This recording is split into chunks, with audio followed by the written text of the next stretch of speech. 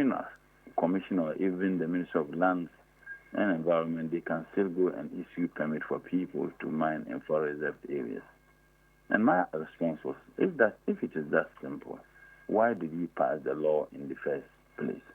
So that is the point. So what we sought to do yesterday was to lay, President Muhammad made the promise that he was going to do certain things within 120 days. And the repeal of the law was one of the 120 days, about 19 or 21 items President Muhammad promised he was going to do.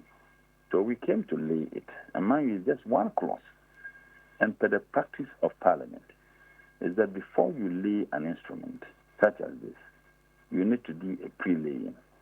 The reason why the pre-laying becomes, important is because once that instrument is laid, no one can change anything again in the Supreme Court ruling. Even dot you can add. But the reason why we're making a case that we should have been allowed to lay is just one clause.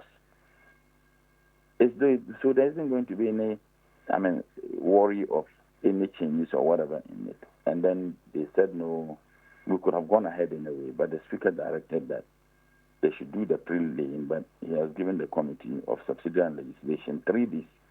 So by Thursday, the report would have been submitted, and once the report is submitted, then it will be laid properly, and once it is laid, we'll start counting 21 days, then it becomes law. Well, interesting. So what you're seeking to do is to take away that power of the president to grant rights to people to enter into the forest and mine. Because it is that power that has occasioned some of the destruction we see in the forest reserve areas. Because why people were doing it illegally, secretly. But when you have a legal authority given to entities to do that now, when we know that their activities and what they do, they affect the environment. So that power, so that the discretion of the president to permit or give people the opportunity to go mine in the forest reserve areas are taken out completely. But there's the question of if the LI 2462 exists to change the status quo, which before Nana Akufo-Addo did not allow for anybody to enter a forest reserve and mine. If an amended LI 2462 exists, what would you do? If an amended what? Because you are seeking to amend it. You mean those who are already mining? No. First, I want to understand, because you are seeking to amend the law. Yes. What effect would an amended LI 2462 have if it do not? It will prevent people or stop people from mining in forest reserve areas. But it then becomes illegal if anybody goes to mine in a forest reserve area. Okay.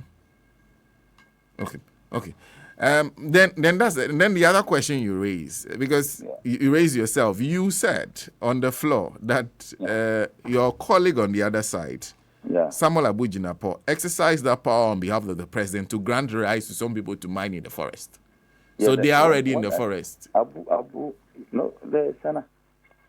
will take moral lessons from anybody, but I won't take moral lessons from a brother. You have a minister who issued those permits. He issued those permits on behalf of the president. And then he got up, seeking to criticize this government and saying that, as I talked to you, there are people mining in the forest reserve areas. Isn't that ridiculous? And I reminded him that he issued those permits. Look, between 7th December 2024, up to the time President Muhammad was sworn in, 55 licenses were issued. 55 after elections. 55. And in fact, so that is why we are engaging the media today at the Ministry of Lands. We are setting up a committee to review all licenses and permits issued, because some of them were issued in circumstances that can be described as bizarre. And then we think that we need to review all of them so that as part of the steps of preventing this and this unacceptable behavior of entities for commercial gains in our environment. And I know you're going to that press conference. Of course, we'll be following that press conference keenly. But Yes. there's the issue then of those who are already in there with a valid right. What happens to them? Well, permit expires, but two, this review will also expose a lot. And when we get there, we'll see what we can do. The fact that you are issued permit to mine doesn't mean that you can go and do anything you want to do. There are rules, regulations governing how the mining is done. So if you are issued permit and you don't follow the laws of mining, we would have justifiable grounds to revoke those permits. Because the CSOs are of the opinion that amending the law, taking away the power is not enough. You need to impose a ban that ensures that those who claim to have rights to mine in the forest stop. Oh, the CSOs are the very people who were calling for the amendment of the law. And two, the CSOs are also the very people who are saying that, look, those who are already mining, the laws do not take retrospective effect. But I am saying that we'll find a way. Now, if someone has a legal permit and is mining, can I just say, no, I'm banning, don't mine?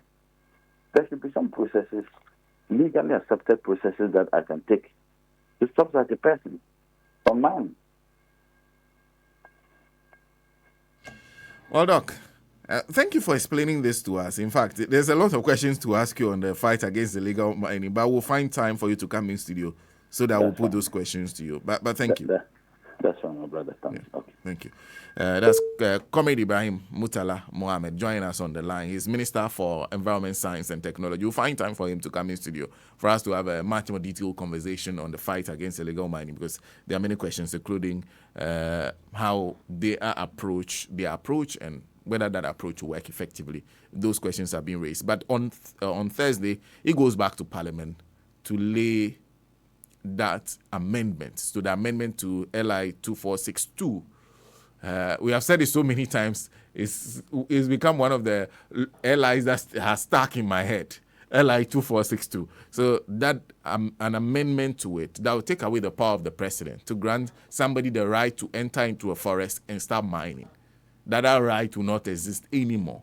The question now on the table is that if you have taken away that right, yet the people have managed, the former government has managed to issue licenses to as many people or companies as possible to enter into the forest, what would you have attained? So how do you ensure that the practice does not continue? And he says, we will find a way. Anyway, I think that's 11 minutes past 8. Don't forget our guest in studio this morning, as advertised on our social media page.